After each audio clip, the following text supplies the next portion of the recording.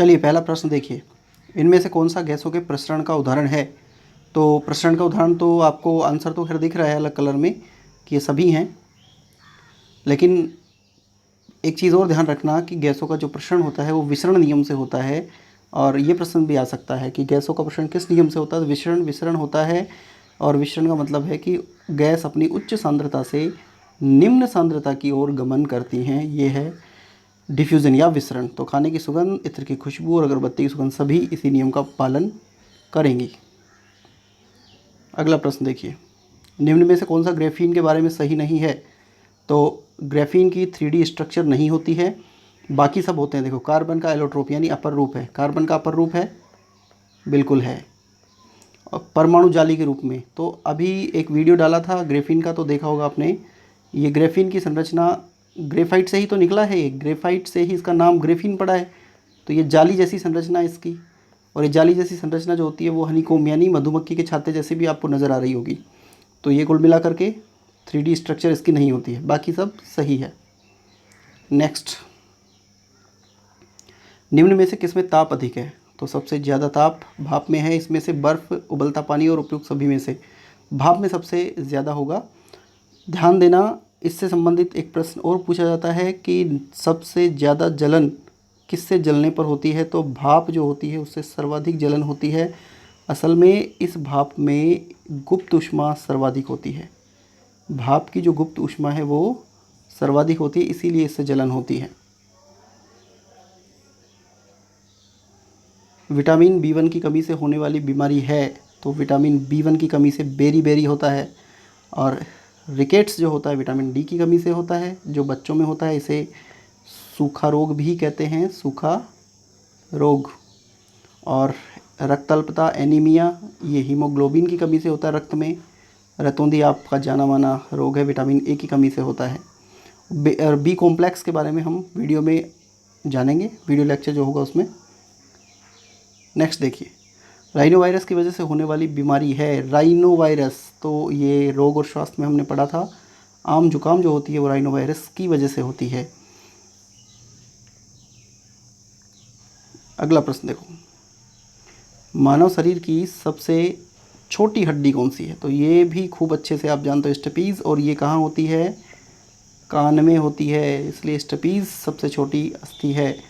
ये ह्यूमरस होती है हाथ में, और कोहनी से लेकर के और कंधे के बीच होती है। ये पटेला है। पटेला कहाँ होती है, घुटने में। घुटने में आपने देखी होगी ना, जैसे पाली बोल देते हैं वो। और ये फीमर, फीमर सबसे बड़ी अस्थि है, सबसे बड़ी। तो ये ध्यान रखना, फीमर सबसे बड़ी अस्थि है जो पैर में होती है, जांग में अस्थि होती है। अगला प्रश्न देखो, बीएमआर से आप क्या समझते हैं। बीएमआर वह कैलोरी है जो मानव शरीर आराम करते वक्त व्यय करता है या जलाता है। तो देखिए, जब व्यक्ति आराम की स्थिति में होगा, यानी जब या सो रहा होगा, उस समय भी तो श्वसन क्रिया करेगा, उपापचयी क्रिया करेगा। तो जो भी भोजन होगा वो पचेगा या जलेगा। ऑक्सीजन क्या करती है, जलाने का काम ही तो करती है। तो जब भोजन जलेगा तो कुछ ना कुछ उपापचयी क्रियाएं चलेंगी, इसे बीएमआर कहेंगे। बीएमआर का मतलब है basic metabolic rate, basic metabolic rate यानी आधार उपापचयी दर इसे बोलते हैं। चलो अगला प्रश्न,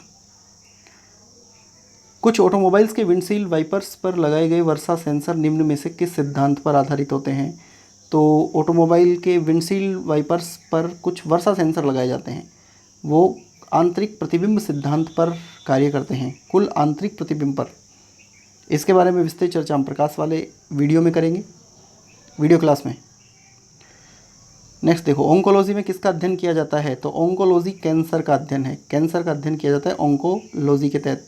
ऑर्निथोलॉजी पक्षियों का अध्ययन होता है, ऑर्निथोलॉजी। और ये मिट्टी का अध्ययन, ये कई बार पूछा गया प्रश्न है, ये बड़ा अच्छा प्रश्न है। ये मिट्टी का जो अध्ययन होता है वो होता है पीडोलॉजी। पीडोलॉजी किसका अध्ययन है, तो मिट्टी का अध्ययन। अगला प्रश्न देखो, एपिडेमियोलॉजी किसके अध्ययन से संबंधित है? एपिडेमियोलॉजी इस समय फेमस भी है, ये महामारी है।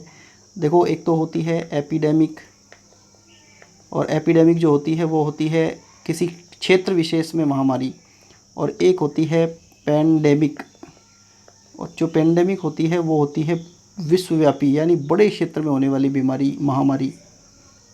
तो इनमें अंतर ध्यान रखना। नेक्स्ट प्रश्न, चार विलियनों में ABCD का पीएच क्रमशः 2.4, 4.5, 5.4 और 3.7 है। तो इनमें से कौन सबसे कम अम्लीय प्रभाव रखता है? सबसे कम अम्लीय, देखो 7 जो पीएच होता है वो होता है उदासीन।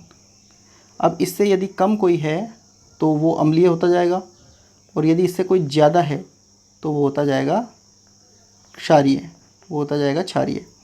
तो अब देखो यहाँ कम होते जा रहे हैं वो अम्लीय होंगे, यानी 7 के जो सबसे नज़दीक है वो कम अम्लीय है, फिर उससे ज़्यादा अम्लीय होता चला जाएगा इस प्रकार। तो 7 के सबसे नज़दीक कौन सा इनमें से? देखो 5.4। तो ABC वाला स्थान पर है ये, तो 5.4 C सही होगा इसका आंसर। अगला प्रश्न देखो, निम्न में से कौन विद्युत का सुचालक नहीं है? तो विद्युत का सुचालक हीरा नहीं है, बाकी सब ग्रेफाइट विद्युत का सुचालक है, क्योंकि इसके क्या बनाए जाते हैं? इलेक्ट्रोड बनाए जाते हैं, इलेक्ट्रोड,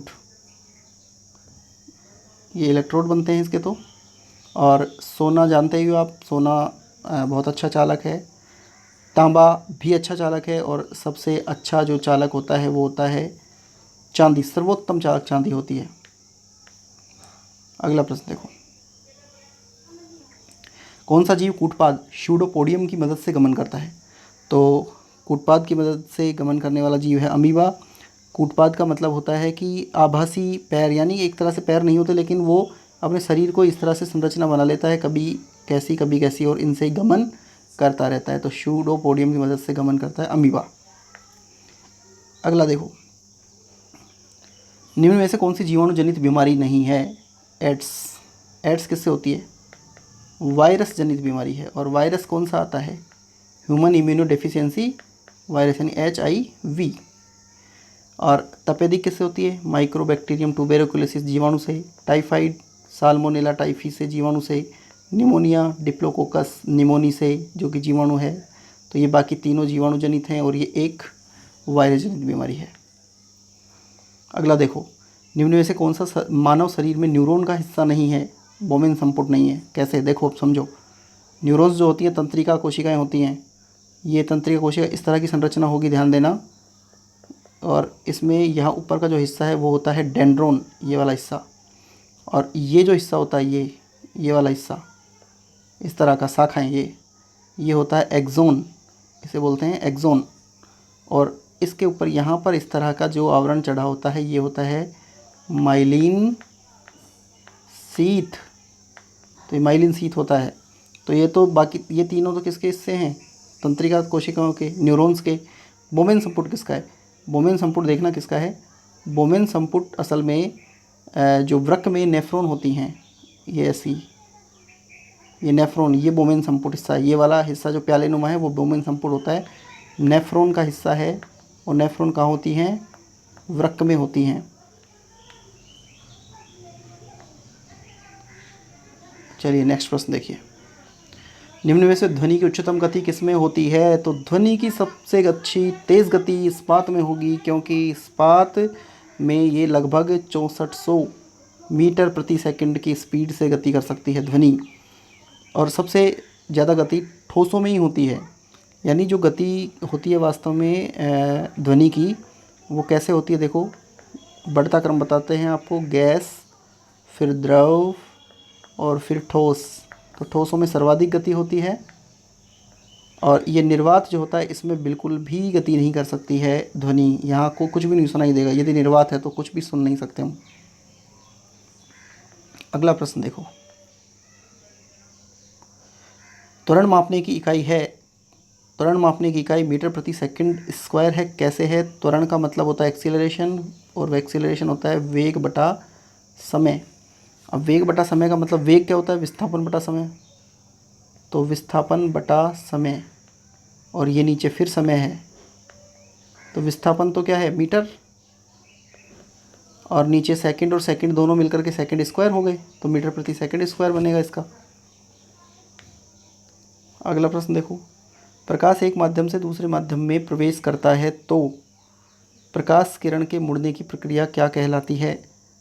यहाँ प्रकाश की किरण यहाँ पहुँची और इस दूसरे माध्यम में जब पहुँचेगी तो मुड़ जाएगी ये, और जब ये मुड़ेगी मान लो, तो ये मुड़ना इसका जो है ये कहलाता है अपवर्तन, रिफ्रैक्शन, अपवर्तन कहलाएगा। प्रकीर्णन जो होता है, देखो अपवर्तन में यदि घटनाओं की देखोगे आप बात करोगे तो अपवर्तन में जो घटनाएं हैं वो तारों का टिमटिमाना और सिक्के का ऊपर उठा दिखाई देना, ये घटनाएं अपवर्तन के कारण होती हैं। और प्रकीर्णन के कारण कौन सी घटना होती है, प्रकीर्णन के कारण आकाश क्या दिखाई देता है, नीला दिखाई देता है। परावर्तन के कारण वस्तुएं चमकीली दिखाई देती हैं, वस्तुओं में क्या दिखाई देगी, चमक। और विवर्तन, विवर्तन के कारण, विवर्तन एक तरह की एक घटना है जो प्रकाश का किसी किनारे से टकरा करके मुड़ जाना, हल्का सा मुड़ जाता है, और ये विवर्तन की घटना है। और इसी के आधार पर प्रकाश की प्रकृति जो है वो तरंग प्रकृति मानी जाती है कि तरंग रूप होगा इसका। चलिए नेक्स्ट, यांत्रिक ऊर्जा को विद्युत ऊर्जा में परिवर्तन करने वाली युक्ति कौन सी है। तो यांत्रिक ऊर्जा को, यानी यांत्रिक क्या होती है, यंत्र एक तरह से घूमेगा और घुमाओ और फिर इससे बिजली ले लो, विद्युत ले लो, तो कौन घूमेगा, जनरेटर घूमेगा और बिजली देगा, तो यांत्रिक ऊर्जा को विद्युत ऊर्जा में बदलेगा जनरेटर। इसका विपरीत काम करेगी मोटर, इसको बिजली दो, ये घूमेगी फिर और पानी को टंकियों में चढ़ा देगी। और बाकी हीटर और गीजर दोनों कैसे हैं, ये विद्युत लेंगे और ऊष्मा उत्पन्न करेंगे, तो ताप उत्पन्न करेंगे, ताप ऊर्जा में बदलेंगे।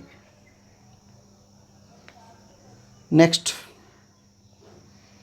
पौधों के किस भाग से जल व खनिज लवणों का परिवहन होता है। जल से होता है जाइलम, और ये जाइलम से होता है पौधों में जल और खनिज लवणों का परिवहन। फ्लोएम जो होता है इससे खाद्य पदार्थों का परिवहन होता है, कई बार प्रश्न पूछा जाता है ये।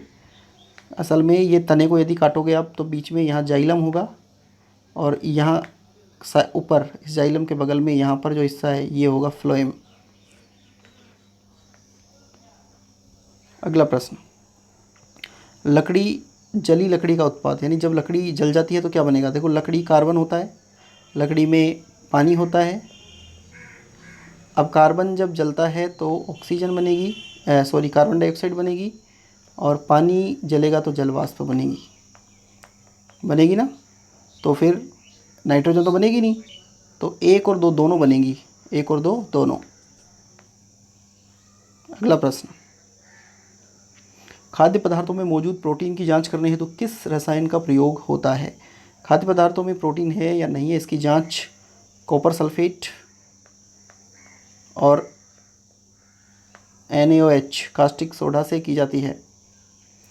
तो ये कॉपर सल्फेट होता है नीला थोथा, और ये कास्टिक सोडा है जो कि एक तरह से साबुन वगैरह इससे बनते हैं। तो इससे दोनों से जांच की जाती है प्रोटीन की। नेक्स्ट प्रश्न, निम्न में से कौन सा पेट्रोलियम का उत्पाद नहीं है। CNG पेट्रोलियम का उत्पाद नहीं है। पेट्रोलियम उत्पाद वो हैं जो पृथ्वी से डायरेक्ट निकाले जा रहे हैं खनन करके, और ये पैराफिन, बिटुमिन, केरोसिन तेल, ये सारे पृथ्वी से गर्भ में से निकाले जा रहे हैं, लेकिन CNG बाहर बनाई जा रही है, तो ये नहीं है। अगला प्रश्न देखो, सांस लेने हेतु समुद्री गोताखोर निम्नलिखित में से कौन सी गैस का मिश्रण काम में लेते हैं। तो ऑक्सीजन के साथ हीलियम मिला करके लेंगे। असल में ऑक्सीजन, सिर्फ खाली ऑक्सीजन ली जाए तो ये जला सकती है, क्योंकि ऑक्सीजन जलाती है, और इसके लिए इसको थोड़ा सा कम इसके प्रभाव करने के लिए इसमें हीलियम मिलाई जाती है, क्योंकि हीलियम क्या है, निष्क्रिय गैस है, क्रिया नहीं करती है ये, इसलिए हीलियम मिलाई जाएगी इसमें। बाकी तो मिला ही नहीं सकते, कार्बन डाइऑक्साइड नहीं मिला सकते, कार्बन मोनोऑक्साइड तो वैसे ही ऑक्सीजन को जुड़ने नहीं देगी, सांस के साथ हीमोग्लोबिन के साथ जुड़ जाएगी और ये मृत्यु तक कर सकती है। अगला देखो, निम्नलिखित में से कौन सा प्रदूषक श्वसन तंत्र से जुड़ी बीमारियों का प्रमुख कारण है। कौन सा प्रदूषक, तो विलंबित जो सूक्ष्मकण होते हैं, वातावरण में बहुत सारे सूक्ष्मकण मौजूद हैं, ये सारे के सारे प्रॉब्लम करते हैं, श्वसन संबंधी विकार उत्पन्न करते हैं। वाष्पीकरण की प्रक्रिया निम्न में से किस स्थिति में सबसे धीमी होगी। वाष्पीकरण कब होता है सबसे धीमा, धीमा जब होगा जब किसी बर्तन को बहुत सकड़े से बर्तन में किसी दूध को या पानी को, गर्म पानी को रख दो तो बहुत देर में ठंडा हो पाएगा वो। अब इस पानी को यदि आप थाली में रख दो, क्षेत्रफल बढ़ा दो, तो जल्दी ठंडा हो जाएगा, वाष्प बन जाएगा। तो देखना, सतह क्षेत्र और तापमान दोनों में यदि कमी कर दी जाए, यानी कि जैसे गिलास में भर दिया जाए, सतह क्षेत्रफल भी कम कर दो और तापमान भी कम कर दो, तो वाष्पीकरण धीमा हो जाएगा, वाष्पीकरण नहीं होगा। अब आप किसी पानी को चूल्हे पर रख कर के गैस के चूल्हे पर रख कर के तेज़ आग लगा दोगे तो जल्दी से भाप बनेगा वो तो। इसलिए तापमान भी कम होना चाहिए उसको वाष्पीकरण होने कम करने के लिए। अगला देखो, सही कथन चुनिए। सभी धातुएं तन्य होती है, नहीं होती हैं, क्योंकि सोडियम तन्य नहीं है। तन्य का मतलब होता है जिसके तार बनाए जा सकें, तो सोडियम के नहीं बन सकते। सभी अधातुएं तन्य होती है, नहीं होती हैं। अधातुएं तो तन्य होती ही नहीं हैं, कभी नहीं होती हैं तन्य। सामान्यतः धातुएं तन्य होती हैं, बिल्कुल होती हैं, एक आध को छोड़ दो, सोडियम को जैसे। और कुछ अधातुएं तन्य होती हैं, कुछ भी नहीं होती। इसलिए सामान्यतः धातुएं तन्य होती हैं। मनुष्य में पसलियों की संख्या होती है, तो मनुष्य में जो पसलियां हैं वो हैं 12 जोड़ी। कई बार प्रश्न ऐसे भी आता है 24, 12, 18 कितनी होती हैं, तो हम जोड़ी नहीं पढ़ते हैं और 12 को टिक कर देते हैं। जोड़ी में 12 होती हैं, यदि वैसे पूछा जाए तो टोटल 24 होती हैं। चलो अगला प्रश्न देखो, प्रथम कृत्रिम जीन किसके द्वारा संश्लेषित किया गया? तो ये तो हम बहुत अच्छे से कई बार हमारे DNA या अन्य वीडियो लेक्चर में आप पढ़ चुके होंगे, हरगोबिंद खुराना के द्वारा। अगला देखो, कवकों में संचित खाद्य पदार्थ। कवकों में जो खाद्य पदार्थ संचित होता है वो ग्लाइकोजन होता है। इसी तरह जो जंतु होते हैं, जंतुओं में भी ग्लाइकोजन होता है। ये स्टार्च पौधों में संचित होता है। कई बार प्रश्न पूछा जाता है, पौधों में संचित खाद्य पदार्थ होता है तो वो स्टार्च होगा। अगला देखिए, दृश्य प्रकाश के किस रंग में उच्चतम ऊर्जा होती है? सबसे ज़्यादा ऊर्जा नीले प्रकाश में होती है। दृश्य प्रकाश 7 रंगों से मिला है। विबग्योर आप खूब जानते हो, पढ़ते हो, violet, indigo, blue, green, yellow, orange, red. तो ये ब्लू सबसे ज़्यादा है इनकी बजाय, सबसे ज़्यादा, यानी लाल, हरा, पीला। लाल, हरा, पीला, इससे ज़्यादा ब्लू होगा ऊर्जा में। अगला प्रश्न देखो, मीन माता रोग का कारण है। मीन माता रोग, मीन माता रोग पारा की उपस्थिति के कारण होता है। पारा कारण है मुख्य रूप से मीन माता रोग का, और ये प्रश्न बहुत बार पूछा जाता है। मोती मुख्य रूप से किसका बना होता है? तो मोती कैल्शियम कार्बोनेट का बना होता है। और समुद्र में ये पिंकटा जो सीप होती है उससे मिलता है। चलिए नेक्स्ट प्रश्न, मोती का हो गया। नेक्स्ट प्रश्न देखिए, पानी में नाइट्रेट की अधिकता से होने वाला रोग कौन सा है? तो पानी में यदि नाइट्रेट अधिक है तो ब्लू बेबी सिंड्रोम होगा। ब्लू यानी नीला, शरीर नीला पड़ता है इसमें, नाइट्रेट की अधिकता हो जाती है तो शरीर नीला पड़ने लग जाता है।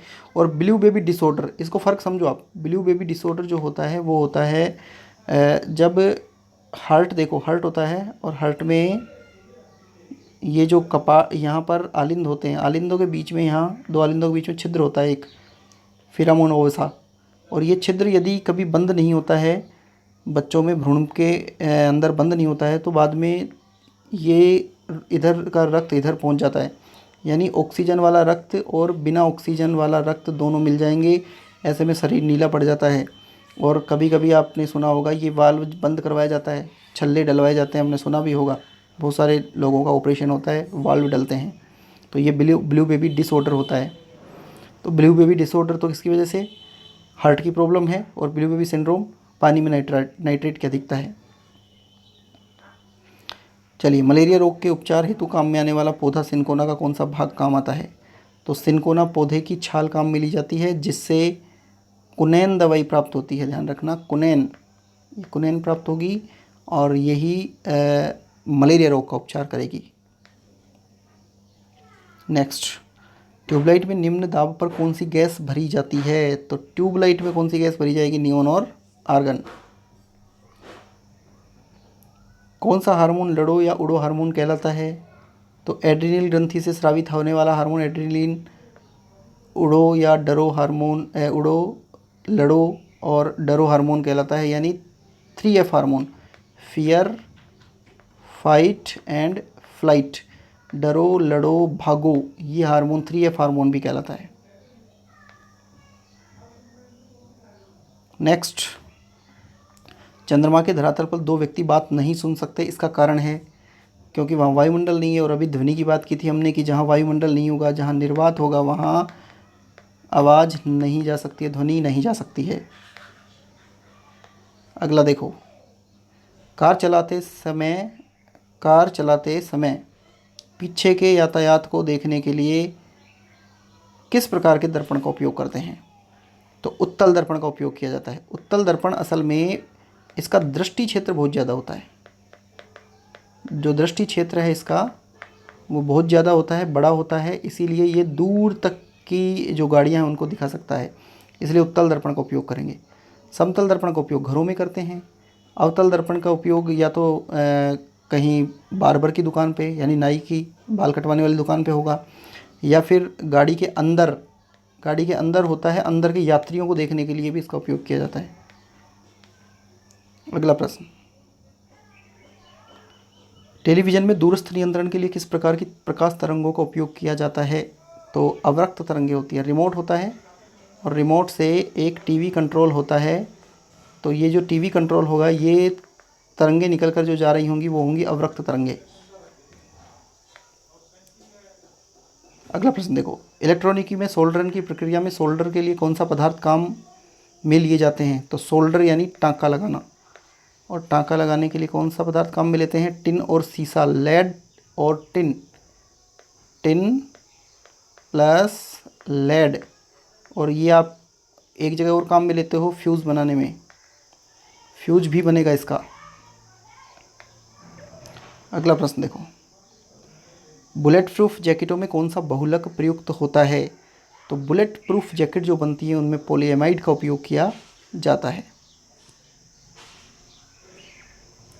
यदि रेफ्रिजरेटर का दरवाज़ा कुछ समय के लिए खुला छोड़ दिया जाए तो कमरे का तापमान, कई लोग तो अंदाज़ा लगाएंगे कि अब घट जाएगा, शायद घट जाएगा, वो सोच रहे होंगे कि खुला छोड़ देंगे तो बढ़िया आराम से ठंडी ठंडी हवा आएगी, घट जाएगा, लेकिन वास्तव में ये बढ़ता है, तापमान बढ़ता है खुला छोड़ दोगे तो। नेक्स्ट, लाइफ में इंटरनेट सिग्नल को भेजने के लिए किसका उपयोग किया जाता है? तो लाइफ में जो इंटरनेट सिग्नल भेजे जाते हैं वो एलईडी के द्वारा भेजे जाते हैं, लाइट एमिटिंग डायोड के द्वारा भेजे जाते हैं। ये कंप्यूटर में हम बात करेंगे, हालांकि कंप्यूटर का प्रश्न आ गया बीच में, कंप्यूटर हम वीडियो क्लास में बात करेंगे। चलिए नेक्स्ट प्रश्न देखिए, और नेक्स्ट ये तो हो गया। नेक्स्ट देखिए, हरे पौधों द्वारा प्रकाश संश्लेषण प्रक्रिया में प्रयुक्त सौर ऊर्जा का रूपांतरण किस रूप में किया जाता है? तो हरे पौधे सूर्य का प्रकाश लेंगे और सूर्य के प्रकाश को बनाएंगे, कार्बोहाइड्रेट्स वगैरह बनाते हैं ना, भोजन बनाएंगे, तो ये क्या है? रसायन ही तो है, तो रासायनिक ऊर्जा में बदलेंगे। अगला प्रश्न, मनुष्य की श्रव्यता की सीमा क्या है? मनुष्य की श्रव्यता की सीमा होती है 20 हर्ट्ज से लेकर के 20,000 हर्ट्ज तक, और यहाँ पर 20,000 हर्ट्ज तक ये रहा 20 किलो हर्ट्ज, तो किलो यानी 1000 किलो के बराबर होता है, तो 20 किलो हर्ट्ज हो गया। तो ये इस तरह के प्रश्न भी आते हैं कई बार, और हम 20,000 ये कर बैठेंगे, कई बार ऑप्शन ये भी कर बैठेंगे हम गलती से, तो ऐसा भी ध्यान देना चाहिए हमें। नेक्स्ट देखिए, अंतर्राष्ट्रीय पृथ्वी दिवस मनाया जाता है, तो 22 अप्रैल को मनाया जाता है। ये हमने पारिस्थितिकी वाले चैप्टर में भी अच्छे से समझा रखा है आपको, कौन कौन से कैसे मनाए जाते हैं। 22 मार्च को जल दिवस, 22 मई को जैव विविधता दिवस, और 5 जून को विश्व पर्यावरण दिवस मनाया जाता है।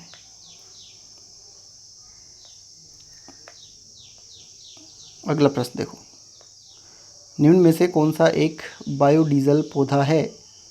तो बायोडीजल पौधा रतनजोत है, असल में ईंधन के रूप में प्रयुक्त होता है ये, और इसके बीज जहरीले बीज होते हैं, और ये पश्चिमी राजस्थान वगैरह में मिलता है। इसके बीज खाने से कई बार जो पश्चिमी क्षेत्र के बच्चे हैं वो खेलते खेलते इसके बीज खा जाते हैं, तो उनकी मृत्यु तक भी हो जाती है। और ऐसी घटनाएं कुछ समय पहले हुई भी हैं। चलिए अगला प्रश्न देखो। किलोवाट घंटा एक यूनिट है, तो किलोवाट घंटा जो यूनिट है वो ऊर्जा की यूनिट है। असल में देखो, शक्ति जो होती है, शक्ति का मतलब होता है कार्य बटा समय, और ये कार्य ही होती है ऊर्जा। कार्य ऊर्जा समान है। तो अब बताइए, ये वाट और ये सेकंड, ये ऊर्जा, वाट बराबर ऊर्जा बटा सेकंड, और दोनों को इनको गुणा करो, वाट और सेकंड को, तो वाट इंटू सेकंड क्या हो जाएगा, ऊर्जा। वाट को किलोवाट समझ लो और सेकंड को घंटा समझ लो, तो किलोवाट घंटा भी ऊर्जा ही होगी। निम्न में से कौन सा वायरस मानवों के लिए संक्रामक है?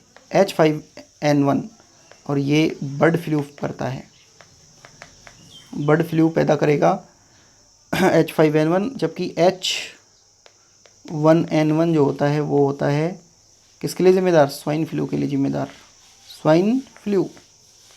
तो ये थे हमारे 50 प्रश्न, और ऐसे ही प्रश्न और भी हम हल करते रहेंगे ताकि आपकी तैयारी लगातार बनी रहे अच्छी। Thank you very much.